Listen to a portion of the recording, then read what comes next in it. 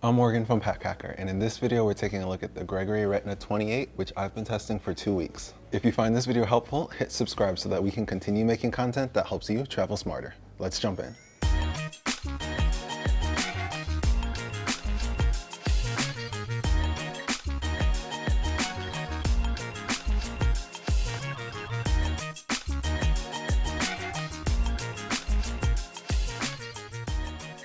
So the exterior is made from a 300D polyester ripstop.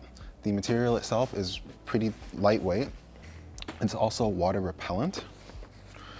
The zippers are YKK and they have these really nice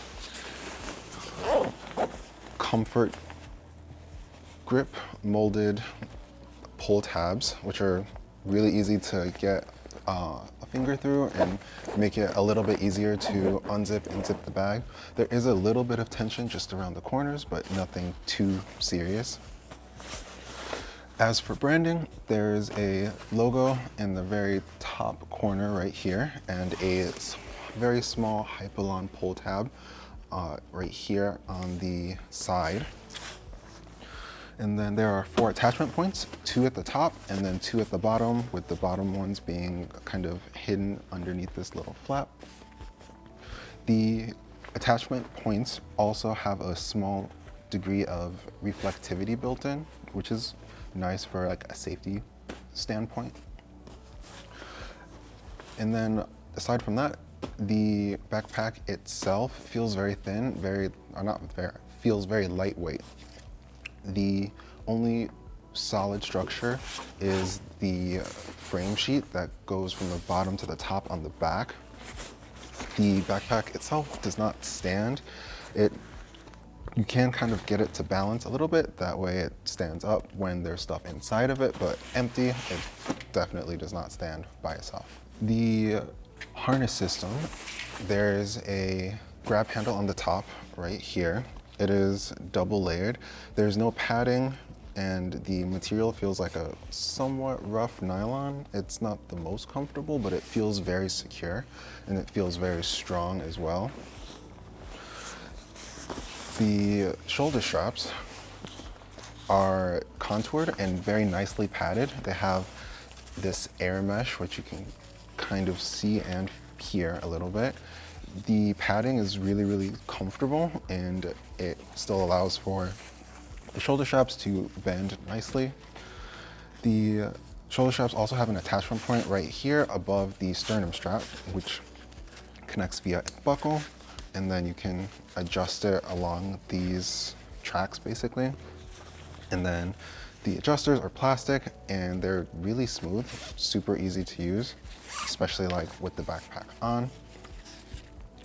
There is no luggage pass-through or hip belt, so something to keep in mind when traveling. And then the back panel also has like a very similar padding to the shoulder straps, and it feels very comfortable, especially with heavier loads. But one thing to keep in mind is there is no like airflow channel, so it could be a little bit of a problem in warmer climates. So this is what it looks like on. It has a somewhat casual aesthetic, I'd say, almost outdoorsy. It is really comfortable with the shoulder straps, and especially with like heavier gear. I would definitely say that this is pretty comfortable, but the back does tend to get like a little warm just because of the lack of an airflow.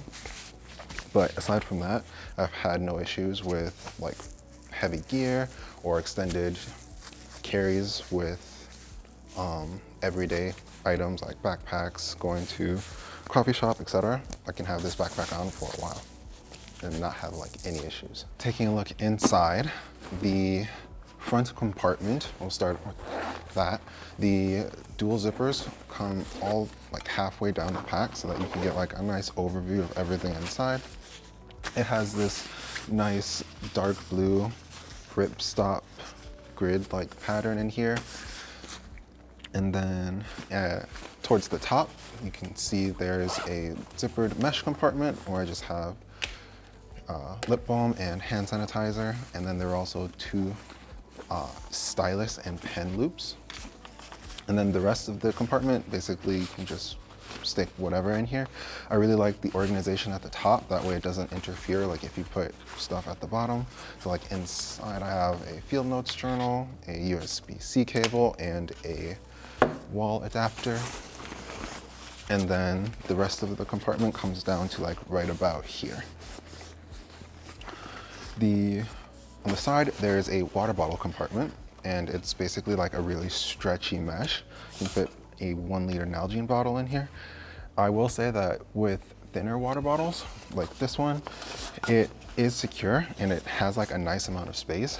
But there have been a couple instances where I'll like set the bag down and the water bottle will slip out just because the elastic is stretchy, but it's only stretchy to like a certain extent. So I definitely recommend like bigger or like wider water bottles just to make sure that they stay put.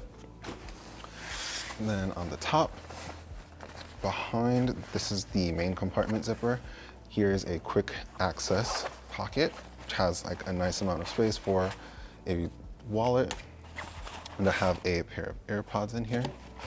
I will say that it is not padded, nor does it have like any kind of felt lining. So I'd definitely be careful with like sensitive items like a phone or like glasses, just because they could get scratched, or because of the lack of padding, they could be like crushed.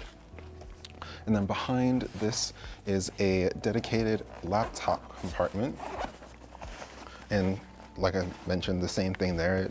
It has a rigid foam like sheet right here to kind of help keep its form and provide a little bit of protection, but it's not like the most padded. And so it can fit a 16-inch MacBook Pro, or up to a 16-inch MacBook Pro, and it still has like plenty of room at the top.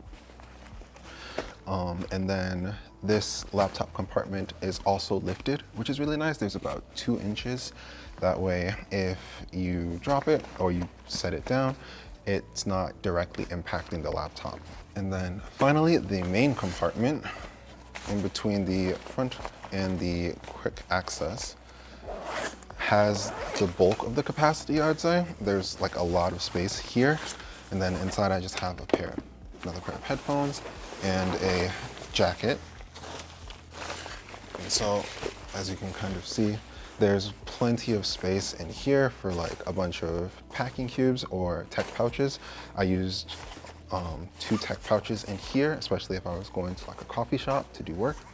It had plenty of space, and then I could also fit a jacket as well. And then there's a slip pocket right here in the back. It's not the easiest to see just because of the dark color of the material, but there is a little black Hypalon tab to kind of help add a little bit of distinction. And then in here I just have like a little dummy Nintendo Switch, but this goes all the way down and is really nice for magazines, books. I would say like thinner books, just because it doesn't have a lot of like gusseted space at the bottom, so it might like stick out or not fit properly all the way down inside. Newspapers or a tablet would also be like work really well here as well. So there you have it, the Gregory Retna 28. Thanks for keeping it here at Pack Hacker, your guide to smarter travel. We'll see you in the next video.